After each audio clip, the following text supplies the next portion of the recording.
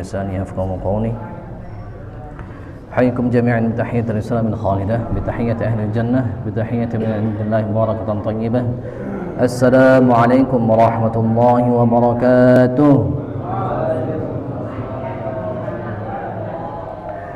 الحمد لله الذي هدانا لهذا وما كنا لنهتدي لولا أن هدانا الله. أشهد أن لا إله إلا الله ونشهد أن سيدنا مولانا محمدا عبده ورسوله لا نبي ولا رسول بعده. اللهم صل وسلم وبارك على شفيعنا وقرة أعيننا سيدنا مولانا محمد صلى الله عليه وسلم وآله وصحبه ومن والاه إلى يوم القيامة. وبعد الحاضرون أوصي نفسي وإياكم بتقوى الله أوصي نفسي وإياكم بتقوى الله أوصي نفسي وإياكم بتقوى الله وطاعته فقد فاز المتقون. قال الله تعالى وتزودوا فإن خير الزاد التقوى واتقون يا أولي الألباب. وقال أيضا إن أكرمكم عند الله أتقاكم.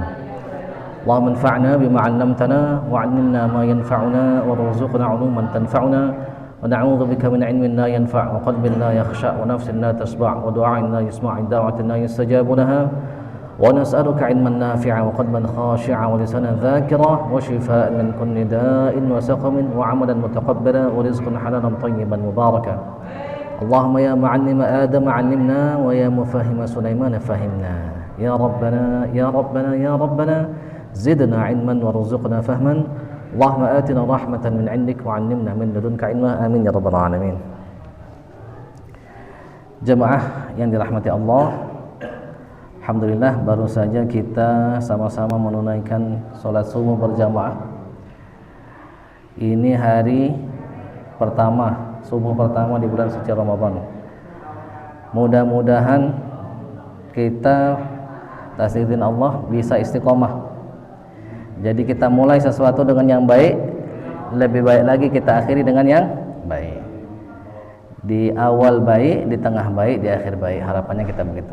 Kalaupun misalnya nggak bisa, ya setidak-tidaknya semampu kita lakukan sebaik-baiknya. Wabil khusus di akhir-akhir bulan suci Ramadan. Harusnya Ustadz Abdul Aziz yang mengisi, tetapi beliau berhalangan jadi tukar jadwal. Makanya pekan lalu kita sedikit sempat membahas masalah puasa. Masih ingat apa harapan kita berpuasa? Ada 3. Yang pertama takwa, yang kedua bersyukur, yang ketiga rasyidun. Jadi rasyidun itu kata Allah walakinnallaha habbaba ilaikumul iman wa zayyanahu fi qulubikum. Tetapi Allah lah yang menjadikan indah, yang Allah buat di dalam hati kita itu adalah cinta kepada keimanan. Dihiasi oleh Allah di dalam hati kita. Wa karraha ilaikumul kufra wal fusuq wal isyan. Allah bencikan hati kita itu kepada al-kufra wal fusuq wal isyan. Kekafiran, kefasikan sama perbuatan dosa. Nah, nanti kita bahas ini. Ada kafir, ada fasik, ada perbuatan dosa. Ulaika humur rasyidun, kata itulah orang-orang yang rasyid. Jadi ending puasa ini di dalam hati kita itu tumbuh kecintaan kepada iman. Terasa indah di dalam hati kita itu keimanan itu. Kemarin sudah sempat kita bahas sedikit bahwa iman itu rasanya sangat manis sekali. Saking manisnya itu, kata Rasul itu, orang-orang sebelum kalian digergaji kepalanya belah 2 badannya, dimasukkan ke dalam api, direbus mereka itu, sedikit pun tidak mengubah keimanannya. Saking manisnya itu imannya mereka itu. Lah terus kenapa kita misalnya nggak merasakan manisnya iman? Nah, karena kita nggak memenuhi syarat. Manisnya iman itu ada syarat dan ketentuan. Ada 3. Yang pertama apa? Mencintai Allah dan Rasulnya melebihi apapun juga. Siapa yang masih lebih mencintai anaknya, istrinya, hartanya, bahkan dirinya sendiri melebihi daripada cintanya kepada Allah dan Rasulnya, tidak masuk kriteria ini. Yang kedua, dia bertemu dan berpisah, benci orang, cinta orang itu karena Allah semua, bukan karena nafsunya, bukan karena hal-hal duniawi, bukan karena hal-hal lain, tetapi karena Allah. Yang ketiga, dia benci untuk kembali kepada kekufuran, kepada kejahiliaan, kepada dunia gelap yang pernah mungkin dia dulu masuki, sama seperti dia benci untuk dimasukkan ke dalam api neraka. Nah, makanya ada satu riwayat itu untuk menjelaskan teknis itu semua. Waktu kita berjalan misalnya sendirian, nggak ada yang melihat, nggak ada yang tahu, terus lewatlah ada lawan jenis misalnya yang menarik bagi kita itu, kita tundukkan pandangan kita, nah nanti akan dicicipi sedikit, diperciki sedikit manisnya iman itu. Tapi kalau misalnya kita lihat yang menimbulkan hawa nafsu kita, terus kemudian kita terus lihat, nah itu nggak akan bisa. Itu ending daripada puasa. Kita review sedikit ya. Jadi takwa, perhentian pertama kita, tujuan puasa itu adalah takwa. Takwa itu urusannya ruhani. Kita ini ada jasmani, ada ruhani. Ruhani kita sudah berjalan lama. Sekarang pada perhentian yang ketiga. Nanti ada perhentian keempat, alam barzakh. Ada perhentian yang kelima, akhirat. Itu perhentian terakhir, halte terakhir. Nah, sekarang kita berhenti di yang ketiga setidaknya, itu ada alam ruh, terus dalam kubur, di dunia. Nah, sekarang ini kita di yang ketiga. Untuk urusan jasmani, untuk urusan fisik kita semua paham. Sakit, aduh sakit, langsung connect kita itu mencari obat, berobat ke dokter misalnya. Tetapi kalau ruhani kita yang sakit, nggak semua dari kita connect. Buktinya, misal puasa, bangun kita untuk sahur itu, bangun, anak-anak bangun, yang tadinya nggak pernah bangun. Kenapa? Makan. Jasmaninya repot kalau nggak makan nanti waktu puasa gitu. Bahkan ada orang, wah kenapa nggak puasa? Tadi nggak sahur. Nah, ini urusan jasmani. Padahal puasa itu lebih daripada urusan jasmani saja, dia itu urusan rohani. Jasmani, kebutuhan nafsu kita, nafsu syahwat kita, nafsu makan kita harus ditekan sehingga rohaninya tumbuh. Kalau misalnya nafsunya tidak ditekan, rohaninya nggak tumbuh. Sekali dia nggak suka sama orang, diikuti, nggak tumbuh rohaninya. Sekalinya dia makan, syahwatnya timbul, dipenuhi sama dia, baik itu dengan cara yang halal, apalagi yang tidak halal, maka rohaninya akan tertahan pertumbuhannya itu. Nah, itu yang pertama, takwa. Yang kedua, syukur. Syukur itu orang berterima kasih, bersyukur karena diberi. Semakin besar pemberian, harusnya orang itu semakin bersyukur. Maka pemberian yang paling besar yang Allah berikan kepada hambanya yang beriman itu salah satunya adalah Al-Quran. Al-Quran itu mukjizat Allah kepada Rasul, mukjizat Rasul yang paling tinggi. Nabi Musa dikasih Allah atas izinnya tongkatnya dapat membelah lautan. Tongkatnya dipukulkan ke batu, keluar 12 mata air. Masing-masing kabilah itu punya satu mata air. Tapi sekarang tongkatnya Nabi Musa kalau kita pukulkan nggak akan bisa lagi belah lautan. Siapa misalnya yang lain, para nabi-nabi yang terdahulu. Tetapi mukjizat Nabi Muhammad itu kekal abadi sampai sekarang itu. Misalnya Nabi Isa atas izin Allah bisa bikin tanah liat, dari tanah liat itu berbentuk burung, ditiupkan atas izin Allah, hidup tanah liatnya itu. Atau misalnya Nabi Soleh, batu dipahat sama beliau, berbentuk onta, hidup ontanya itu, yang disembelih oleh kaum Tsamud. Tetapi itu semua sudah tidak ada. Yang tersisa mukjizat Al-Quran. Maka kalau kita faham dengan sesuatu yang berharga, seharusnya kita lebih bersyukur. Maka bentuk kesyukuran itu adalah terbukti, terwujud dengan tindakan kita, dengan membaca Al-Quran, memahami Al-Quran, mendengarkan Al-Quran. Nah, salah satu sekarang ini yang kita akan lakukan ini adalah membahas, mempelajari tentang Al-Quran. Itu baru nanti kita akan menjadi orang yang bersyukur. Itu tahapannya itu. Nanti pas ketika di akhir, apalagi sudah mulai takbiran, wujud dalam hati kita itu kesyukuran karena hidayah yang Allah berikan kepada kita. Walitukabbirullaha ala ma hadakum, kamu bertakbir atas apa? Atas hidayah. Wala'allakum tashkurun. Maka kita baru menjadi orang yang bersyukur. Terus yang terakhir tadi rasyidun, orang yang selalu berada dalam kebenaran. Jadi tingkatannya itu takwa, syukur, rasyid. Nah, jamaah yang dirahmati Allah Subhanahu wa taala,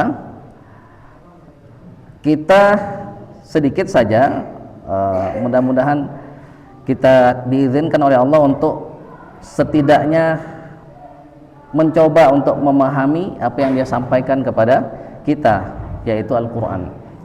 Kita akan lanjutkan bahasan kita tentang tafsir Quran Surah Sajdah. Quran Surah As-Sajdah ini sering kita baca di subuh Jumat, dan itu sunnah Rasulullah SAW. Kata Rasul, ada beberapa riwayat yang belum kita bahas. Itu ada sebuah riwayat, kata Rasul, bacalah surah Alif Lam Mim Tanzil, yaitu surah As-Sajdah. Nanti dia akan datang di hari kiamat itu dengan sayapnya, terus kemudian berkata kepada orang yang membacanya itu, la sabila alaihi, la sabila alaihi, la sabila alaihi. Tidak ada jalan untuk orang ini, tidak ada jalan untuk orang lain, tidak ada jalan untuk orang ini. Maksudnya apa? Nggak ada jalan untuk mengazab orang ini, nggak ada jalan untuk menyakiti orang ini, nggak ada jalan untuk menyusahkan orang ini. Yaitu Quran surah apa? As-Sajdah. Cuman 30 ayat. Terus riwayat yang lain yang sudah sempat kita bahas, ada orang yang banyak dosa, dia cuma mengamalkan surah As-Sajdah saja. Jadi surah As-Sajdah itu bagi yang belum tahu 3 halaman Al-Quran, 30 ayat. Dia baca setiap malam, dia amalkan itu aja, bukan surat-surat yang lain, dia amalkan itu aja. Quran surah As-Sajdah setiap hari, setiap malam, antara maghrib kita mulai baca sampai sebelum tidur, diamalkan oleh orang ini. Banyak dosanya itu, mau diazab dia itu, lalu dibela oleh Quran surah As-Sajdah ini. Dia minta syafaat, ampuni dia ya Allah karena dia sering mengamalkanku. Akhirnya diampuni oleh Allah. Terus kata Allah, gantikan kesalahan-kesalahannya, keburukan-keburukannya dengan kebaikan. Nah itu dahsyatnya Quran surah As-Sajdah ini. Di riwayat yang lain, siapa yang membaca Quran surah Al-Mulk, tabarakalladzi biyadihil mulk, 30 ayat juga, dan Quran surah As-Sajdah, nanti mereka berdua akan memberi syafaat kepada pembacanya, pada para sahabatnya nanti itu, baik di kubur maupun di hari kiamat. Nah maka atas dasar itu perlulah kita coba untuk fahami surah ini. Jadi kalau misalnya kita nggak bisa ambil semua 30 juz kita baca, 114 surah setiap saat kita baca, nggak bisa itu kita. Maka cobalah kita ambil surah-surah yang punya fadilah, yang kira-kira dapat membuat kita itu aman nanti di hari kiamat, yang akan membuat kita itu aman nanti di kubur. Tetapi lagi-lagi kembali kita, ini bagi orang yang beriman. Yang tidak beriman ya sudah, kata Allah, faman syaa'a falyu'min wa man syaa'a falyakfur. Siapa yang mau beriman silakan beriman. Siapa yang tidak mau beriman ya silahkan. Tetapi ada konsekuensinya. Jika kita pilih beriman ada konsekuensinya, jika kita tidak pilih beriman ada konsekuensinya. Maka kemarin sudah kita bahas, kata Allah, walau tara idzal mujrimuna nakisu ru'usihim 'inda rabbihim. Kita berhenti sejenak. Kata Allah, seandainya saja engkau melihat orang-orang yang banyak dosanya itu, nakisu ru'usihim 'inda rabbihim, mereka itu tertunduk lesu, tertunduk hina dina, mereka menyesal sekali. Seandainya saja engkau melihat orang-orang yang banyak dosanya itu mereka tertunduk, mereka menyesal. Terus bagaimana kejadiannya? Nggak disebutin sama Allah. Jadi kata-kata tidak bisa mengungkapkan bagaimana kondisi mereka, kondisi orang-orang yang al-mujrimun, nggak bisa. Jadi al-mujrim itu dia merobek-robek syariat-syariat. Dia juga bisa jadi merobek-robek hati saudaranya.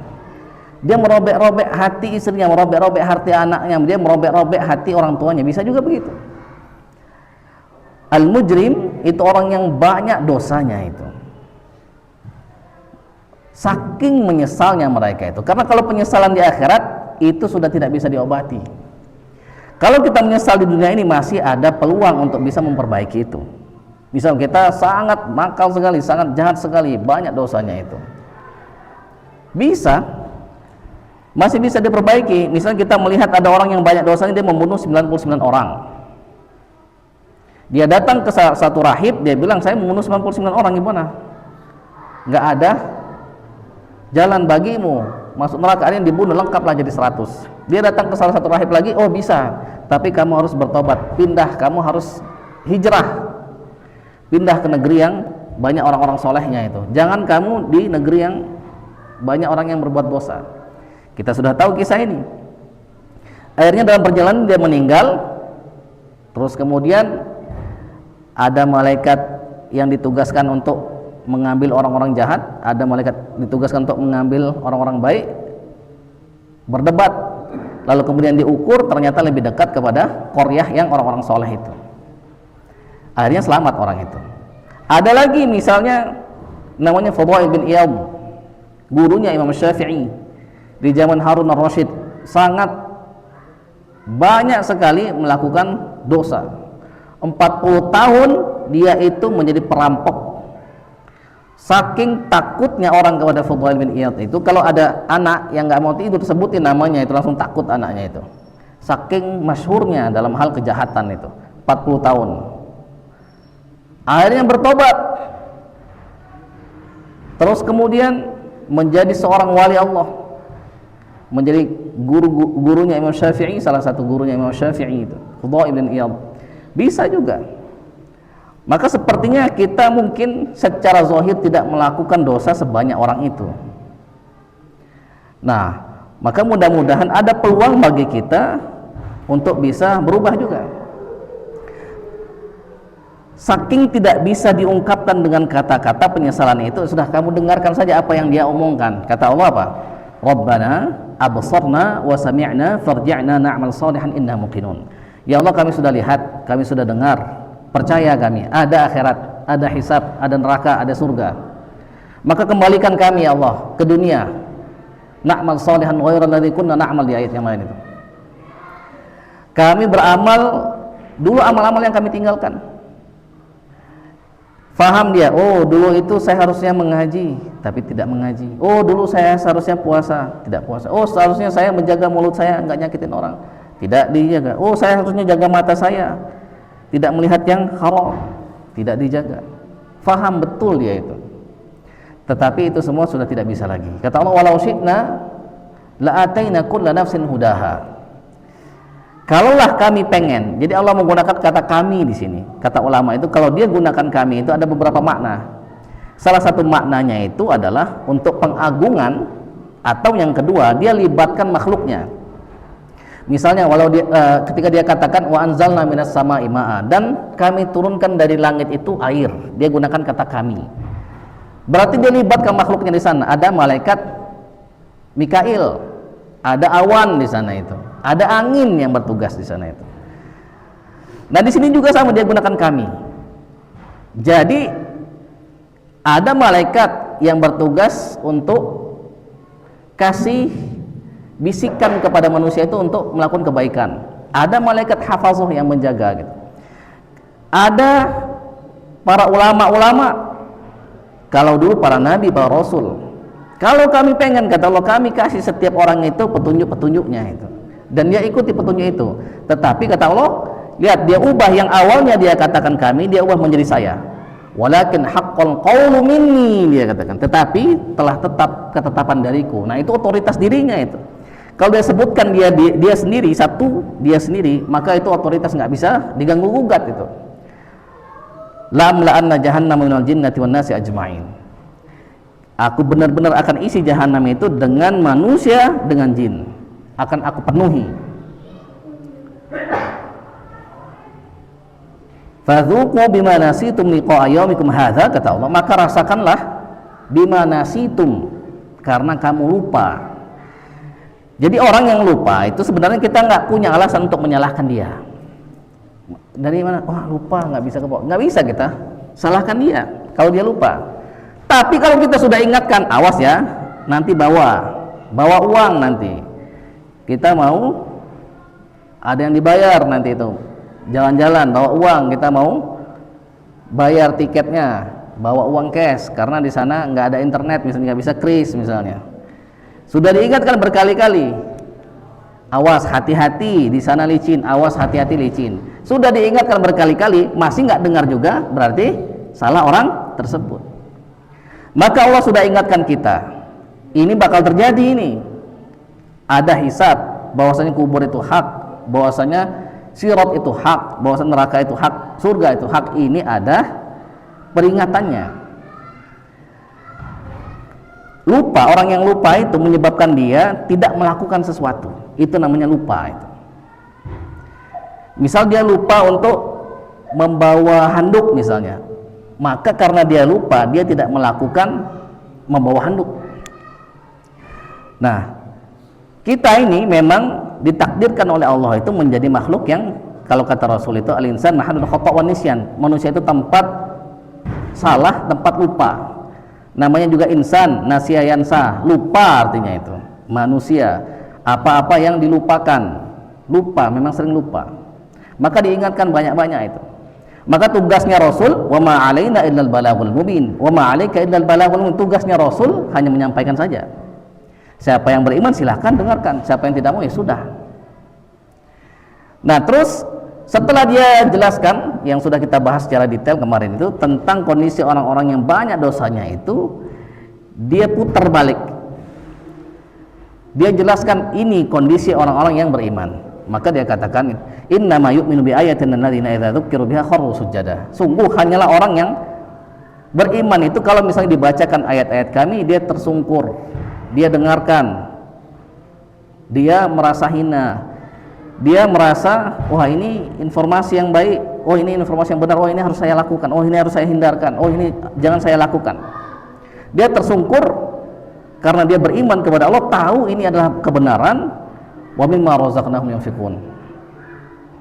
Dia wasabbahu bihamdi rabbihim, dia bertasbih, dia sucikan Tuhan mereka, mereka sucikan Tuhan mereka.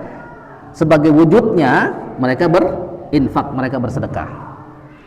Jadi iman itu harus ada buktinya.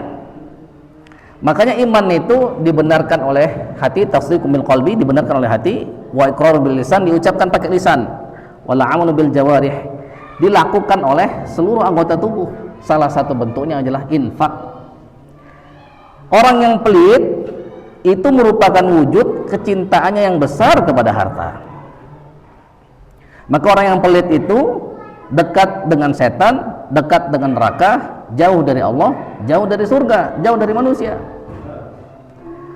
Orang yang sebaliknya, orang yang dermawan itu jauh dari setan, jauh dari neraka, jauh dari azab, dekat dengan Allah, dekat dengan malaikat, dekat dengan surga, dekat dengan orang-orang yang beriman, dekat dengan manusia.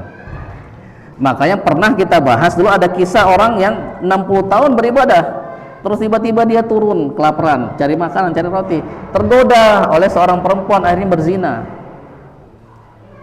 Menangis menyesal dia. Setelah itu saking menyesalnya sampai pingsan. Terus terbangun, dia ada orang minta-minta. Saking menyesalnya dia turun tadi kelaparan karena dia melakukan sebuah kesalahan, berzina, dia sudah dikasihkan saja sama dia rotinya itu. Menangis lagi, menyesal lagi sampai akhirnya meninggal. Tibalah sebuah masa hisab, ditimbang semua amalnya itu. 60 tahun yang dia ibadah ditaruh di satu sisi, satu dosa zina ditaruh di sisi yang lain. Tidak ada bandingannya dosa zinanya itu dengan 60 tahun dia beribadah itu. Jadi bukan sedikit atau besar yang kita lakukan itu, tetapi siapa yang kita maksiati, siapa yang kita langgar, maka habis itu. Dalam sebuah riwayat itu ada seorang ahli ibadah, dia merasa atas izin Allah dia banyak sekali melakukan amal ibadah. Saking terkenalnya orang ini, dulu pernah kita kisahkan itu kisahnya itu. Malaikat Jibril itu dia 500 tahun beribadah orang ini di tengah pulau itu. Di tengah pulau yang dikelilingi oleh laut. 500 tahun dia beribadah itu. Malaikat Jibril itu ketika turun naik itu selalu ngeliatin orang itu.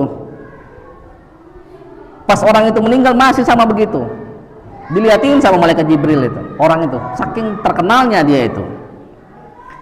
Terus akhirnya sampai informasi, disampaikan oleh Allah informasi kepada malaikat Jibril bahwa terjadi sudah kiamat. Orang ini dihadirkan dalam mahkamah Allah. Dia bilang, ya Allah, aku beramal. Kata Allah, masukkan orang ini surga dengan rahmatku. Dia bilang, ya Allah, tapi dengan amalku ya Allah. 500 tahun dia beribadah itu. Kata Allah, masukkan dengan rahmatku. Kata dia, dengan amalku ya Allah. Sampai 3 kali. Oke lah kalau begitu kira-kira. Ditimbang seluruh amal ibadahnya itu 500 tahun. Dihitung satu nikmat penglihatan, nggak bisa dia bayar itu nikmat penglihatan itu 500 tahun beribadah itu. Nah, karena sudah habis amalnya, belum lagi nikmat pendengaran, belum lagi nikmat-nikmat yang lain, akhirnya sudah masukkan orang ini ke neraka. Akhirnya dia ngajukan banding, ngajukan sebuah permohonan kepada Allah, ya Allah, masukkan aku ke surga dengan rahmatmu. Akhirnya dipanggil lagi ke mahkamah Allah. Kata Allah, masukkan dia ke surga dengan rahmatku. Sebaik-baik hamba adalah dirimu, kata Allah. Nah, maka nggak bisa kita mengukur amal kita itu. Jadi setelah ditimbang lagi, oh ternyata dia masih punya satu amalan baik. Kembali lagi kita ke kisah orang yang 60 tahun tadi beribadah. Oh ternyata dia masih punya amalan baik, yang amalnya ini sudah habis oleh dosa zina itu. Apa itu? Bersedekah. Akhirnya ditimbanglah, satu sedekahnya ditimbang dengan dosa zinanya itu, akhirnya lebih berat lebih berat pahala sedekahnya itu. Nah, maka wujud kita beriman kepada Allah, beriman kepada hari akhir, beriman kepada Rasulullah, itu adalah sedekah. Jadi tidak cukup kita ucapkan saja dengan mulut kami beriman, tetapi nggak bisa dibuktikan. Nah, maka wa mimma razaqnahum yunfiqun. Terus kata Allah, kita lanjutkan, ciri mereka itu sudah kita bahas kemarin, tatajafa junubuhum 'anil madhaji yad'una rabbahum khaufan wa tama'an wa mimma razaqnahum yunfiqun. Mereka itu lambungnya jauh dari tempat tidur. Nah, sudah kita bahas itu. Kita lanjutkan ke ayat yang selanjutnya, kata Allah, fala ta'lamu nafsum ma ukhfiya lahum min qurrati a'yunin jazaa'an bima kanu ya'malun. Sebelum ke sana ada satu ayat lagi yang terlewat, afaman kana mu'minan kaman kana fasiqah. Apakah orang yang beriman itu sama dengan orang yang fasik? Kata Allah, la yastawun, tidak sama. Jadi di dunia ini ada orang yang beriman, ada orang yang fasik. Ada sebuah kisah itu di dalam di dalam kitab-kitab tafsir kita baca itu. Kata Allah, ya ayyuhalladzina amanu in ja'akum fasiqun binaba'in fatabayyanu. Wahai orang-orang beriman, kalau datang seorang fasik kepadamu dengan sebuah informasi, fatabayyanu, maka tabayyun. Jadi ada orang fasik datang bawa sebuah informasi, maka fatabayyanu, maka kita harus klarifikasi dulu, benar kan informasinya ini. Antusibu qauman bijahalatin fatusbihu ala ma fa'altum nadimin. Nanti kamu menyesal kalau kamu nggak klarifikasi dulu ini informasinya ini. Jadi dulu ada kisah namanya Al-Walid. Al-Walid ini sepupunya Utsman bin Affan. Dia itu sebelum bertobat, dia dilantik sama Utsman itu menjadi gubernur. Dia ngimam, ditegur sama orang, ngimam sambil mabuk. Sholat subuhnya 3 rakaat, ditegur sama orang, kamu sholat 3 rakaat, kata dia, mau ditambah apa, kata dia. Sholat subuh 3 rakaat, ngimam sambil mabuk, ditegur, dia bilang mau ditambah apa? Bukannya nerima, tapi dia bilang mau ditambah apa? Akhirnya dijilid sama Utsman, dicambuk sama Utsman. Setelah itu karena yang nyambuk ini orang soleh, dia bertobat, dia nggak mau lagi jabat gubernur, pokoknya dia mau perang aja, kirim aku berperang saja, aku tidak mau lagi menjabat nggak mau lagi. Jadi dia pertobatannya begitu, namanya Al-Walid. Dulu dia fasik. Nah, dia itu pernah diutus oleh Rasul itu ke sebuah daerah. Di daerah itu ada musuhnya. Rasul ngutus dia untuk ngambil zakat. Ada musuhnya, dia takut. Akhirnya dia balik lagi ngomong, ya Rasul, ini orang nggak mau bayar zakat, mau diperangi orang itu, kaum itu tuh diperangi gara-gara satu orang ini. Coba kita bisa bayangkan, itu ada sebuah daerah mau bayar zakat, nggak mau kan diperangin itu. Bahkan kata Abu Bakar tuh, lauqatilanna man farraqa baina salat wa zakat, aku akan bunuh, aku akan perangi orang yang membedakan antara salat sama zakat. Itu zaman Abu Bakar itu. Jadi sebuah daerah ini, sebuah kampung ini mau diperangi, alhamdulillah ada orang lewat. Tuh kata dia, nggak ada datang si Walid, nggak ada datang, nggak minta kami mau bayar zakat, tunggu mana utusan Rasul, nggak datang. Nah ini bahayanya ini orang fasik ini. Nah itu namanya Al-Walid, itu dia sebelum bertobat. Nah Al-Walid ini pernah ngomong sama Ali bin Abi Thalib, wahai Ali, lidahku lebih fasih dari lidahmu, tubuhku lebih kekar untuk sebagai seorang prajurit dibanding tubuhmu. Pokoknya dia membanggakan dirinya lah dibanding sama Ali. Ali sedikit saja ngomong, kamu itu orang fasik, kata Ali. Jadi orang fasik ini maknanya itu al-fisku itu al-khuruj, keluar. Orang Arab itu ngomong fasaqatir rutab.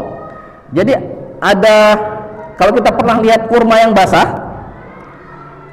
basah itu dia keluar dari kulitnya. Pernah nggak lihat? Belum pernah lihat. Kurma itu ada tamer itu kurma yang kering, ada rutab itu kurma yang basah. Kalau kita baca di Quran surah Maryam itu rutobang janiyah, kurma yang basah, yang kalau misalnya kita gigit itu pecah di dalam mulut kita itu.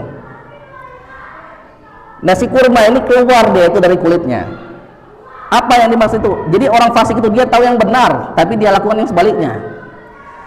Orang yang fasik itu parah itu. Innal munafiqina humul fasikun. Sesungguhnya orang-orang munafik itu mereka itu orang fasik. Azabnya itu lebih keras. Bahkan Allah pernah mengazab orang-orang Bani Israel itu karena kefasikannya, dikutuk jadi babi, dikutuk jadi kera itu. Kunu qiradatan khasiin. Kata Allah, "Qul hal unabbiukum bisyarrin min dzalika matsubatan 'indallah man la'anahu Allah wa ghadiba 'alaihi wa ja'ala minhum qiradatal khanazir wa 'abadat taghut." Mau nggak aku tunjukkan kepada kamu ada orang-orang yang dilaknat oleh Allah, dijadikan mereka itu kera, dijadikan mereka itu babi. Jadi kisahnya itu mereka itu kan nggak boleh beribadah, nggak boleh beramal selain amal-amal yang sudah ditetapkan oleh Allah, beribadah di hari Sabtu. Jadi nggak boleh berperang, nggak boleh nyari nafkah. Kalau di zaman dulu, kalau di zaman kita nyari nafkah itu ibadah. Di zaman dulu nggak begitu. Ibadahnya ya ke rumah ibadah. Nah orang-orang ini diuji sama Allah itu. Kata Allah, "Idh ya'duna fis sabti idh ta'tihim hitanum yawma sabtim syura'u wa yawma la yasbituna la ta'tihim." Jadi di hari Sabtu itu diuji oleh Allah. Mereka itu para nelayan. Selain hari Sabtu ikannya itu nggak datang. Tapi pas hari Sabtu ikannya itu datang banyak. Wah ini kita gimana kalau begini terus, kata dia. Susah kita. Kan nggak boleh mancing selain di hari Sabtu. Mereka akhirnya berpikir, akhirnya apa? Mereka bikin lobang-lobang itu. Mereka gali lobang-lobang di sekitaran pantai itu. Bukan di hari Sabtu mereka galinya itu, di hari sebelum Sabtu. Habis itu kan perangkap. Hari Sabtu ikannya itu masuk ke dalam lubang-lubang itu, mereka ngambil ikannya itu nggak di hari Sabtu, mereka ngambil itu di hari selanjutnya itu, di hari Ahadnya itu. Mereka ngambil ikan-ikannya itu di hari Ahad, bikin lubangnya di hari Jumat, supaya apa? Supaya hari Sabtu nanti ikan-ikannya masuk ke dalam lubang itu, dengan motif bahwa untuk mengakali nggak boleh nyari nafkah di hari Sabtu. Akhirnya apa? Marah Allah itu. Nah itu orang fasik itu. Orang fasik juga misalnya dia ngitung-ngitung nisab, misalnya emas nih, oh dia punya sudah 20 dinar, kurang lebih sekitar 85 gram, sudah haul 1 tahun. Wah kalau saya punya 85 gram lebih, maka sudah masuk nisabnya, ini sudah hampir 1 tahun saya harus bayar zakat. Kan lumayan.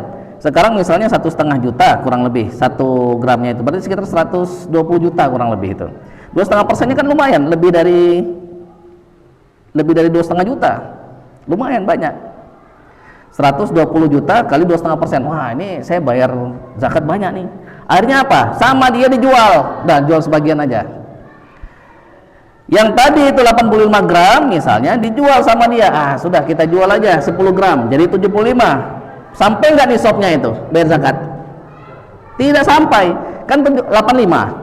10 sama dia dijual setelah sampai 11 bulan atau 10 bulan. Wah, ini sebentar lagi nih haul nih.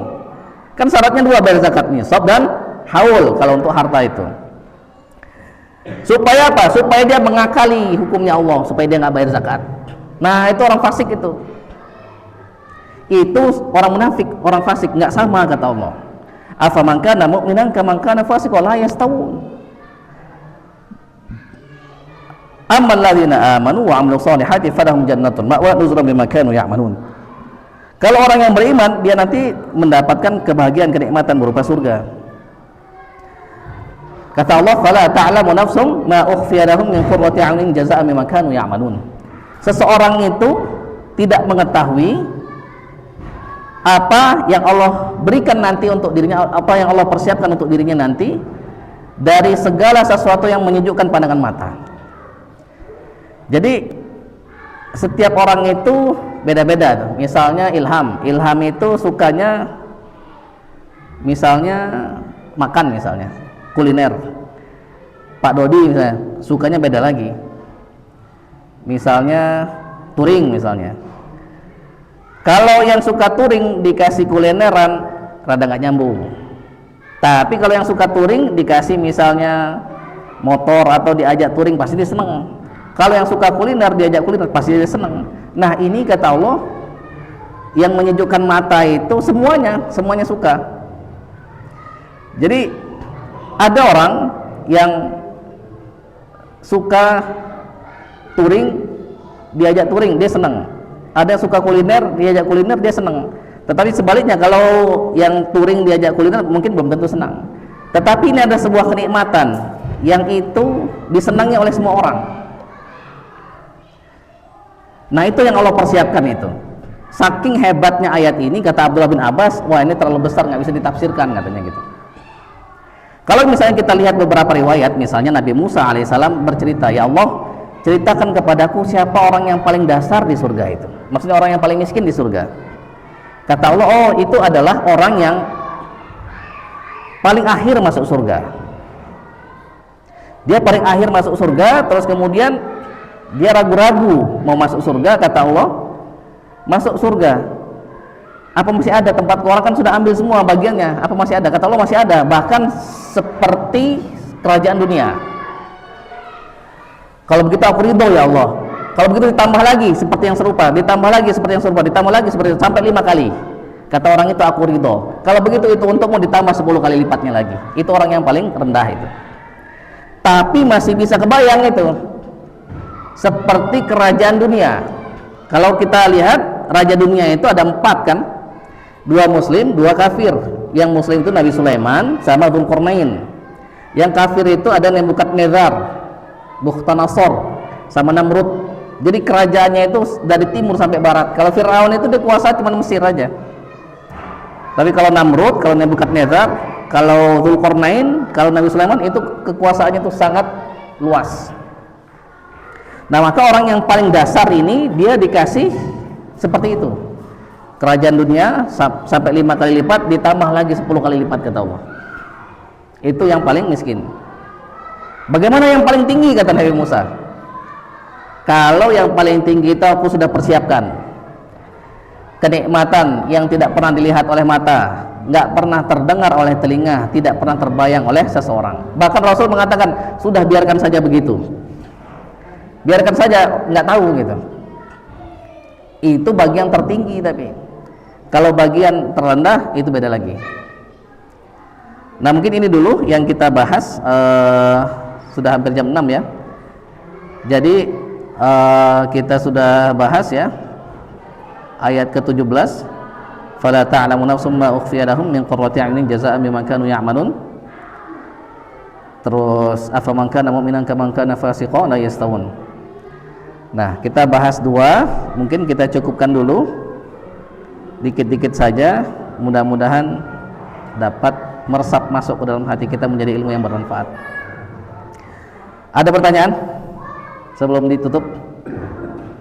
Cukup? Cukup ya? Baik, kalau cukup, mudah-mudahan kita dapat mengamalkan apa yang disampaikan oleh Allah di dalam Quran surah As-Sajdah ini. Salah satu amalannya itu adalah dia bangkit di malam hari, meninggalkan tempat tidurnya, meninggalkan kehangatannya. Kalau yang sudah punya istri, meninggalkan istrinya. Nah, itu bikin Allah senang itu kepada orang tersebut. Bahkan Allah tersenyum kepada orang tersebut. Bahkan kata Allah, ditanya kepada malaikat, padahal Allah Maha tahu apa yang mereka inginkan, apa yang mereka takutkan. Mereka menginginkan ridhamu, mereka menginginkan surgamu, mereka takut kepada nerakamu, mereka takut kepada amarahmu. Kalau begitu saksikanlah aku sudah kasih apa yang mereka inginkan, aku sudah hindarkan dia dari rasa takutnya, kata Allah. Nah, itu salah satu amalan di Quran surah As-Sajdah ini. Kita kemarin juga sudah bahas beberapa amalan, salah satunya itu sholat antara maghrib dan isya. Nah, kalau mau ditambah lagi, bahkan ada satu riwayat, tapi saya belum cek riwayatnya itu apa sahih apa tidak. Siapa yang baca Quran surah Al-Mulk dengan Quran surah Sajdah itu di malam hari, mulai dari ba'da maghrib itu, dia seolah-olah mendapat pahala Lailatul Qadar. Jadi baca surah Al-Mulk sama surah Sajdah dari ba'da maghrib sampai sebelum tidur itu. Nah, dia seolah-olah mendapatkan Lailatul Qadar. Tapi seolah-olah ya, sama seperti misalnya kita dapat Lailatul Qadar atas izin Allah, itu kan lebih baik daripada 1000 bulan. Apa berarti kita sudah punya deposit 1000 bulan kita nggak usah ibadah? Gitu nggak? Nah, nggak begitu. Maksudnya apa? Kita dapat ganjaran lebih baik daripada 1000 bulan, tapi tetap sisa-sisa usia kita harus kita bayar juga. Siapa datang ke dukun nih? Siapa datang ke dukun? Datang aja dia. 40 hari sholatnya nggak diterima. Berarti kita nggak usah sholat apa? 40 hari ke depan. Atau misalnya ada orang datang nanya ke kita, saya datang ke dukun, nggak tahu saya itu diajak orang, tiba-tiba ternyata dia itu dukun. Kalau dia percaya, kafir dia sudah itu. Musyrik dia, kafir dia sudah itu. Tapi kalau dia datang saja 40 hari sholatnya nggak diterima, kalau begitu saya nggak usah sholat lah. 40 hari ke depan saya nggak usah sholat. Kenapa? Karena nggak diterima. Bukan begitu. Yang dulu dia sudah sholat, hapus itu kalau dia nggak bertobat itu. Bukan ke depan dia udahlah nggak usah sholat lah, 40 hari kan nggak diterima pasti. Nah, jangan begitu. Nah, mungkin ini mudah-mudahan kita bisa amalkan hanya sedikit ya, supaya kita tidak menjadi orang yang menyesal nanti ketika di hari kiamat nanti. Nah, ini saja mungkin yang dapat disampaikan kepada Allah. Kami mohon ampun apabila ada salah-salah, kami mohon maaf. Mudah-mudahan bermanfaat bagi kita. Kita akhirin alhamdulillah rabbil alamin, dan doa kafaratul majlis. Subhanakallahumma bihamdika nasyhadu an la ilaha illa anta nastaghfiruka wa natubu ilaik. Allahumma shalli wa sallim wa barik ala sayyidina Muhammad sallallahu alaihi wasallam. Allahumma a'inna ala dzikrika wa syukrika wa husni ibadatik. Allahumma a'inna ala siyam, Allahumma a'inna ala al-qiyam fi syahri Ramadan. اللهم أعنا على الصيام والقيام في شهر رمضان. اللهم أعنا على الصيام والقيام في شهر رمضان، وأعنا على طاعتك، وأعنا على تلاوة القرآن، وأعنا على قراءة القرآن، وأعنا على تدبر القرآن في شهر رمضان. وأخرجنا من رمضان من المتقين ومن الشاكرين ومن الراشدين برحمتك التي وسعت كل شيء. اللهم إنا نسألك من الخير كله عاجله وآجله ما علمنا منه وما لم نعلم، ونعوذ بك من الشر كله عاجله وآجله ما علمنا منه وما لم نعلم، وأنت المستعان عليك البلاغ، ولا حول ولا قوة إلا بالله العلي العظيم. اللهم انصر إخواننا المسلمين والمجاهدين والمرابطين والمستضعفين في فلسطين وفي كل مكان وزمان. سبحان ربنا رب العزة عما يصفون، وسلام على المرسلين والأولياء الله الصالحين وأئمة القرآن الكريم والشهداء والصالحين، وآخر دعوانا الحمد لله رب العالمين. السلام عليكم ورحمة الله وبركاته.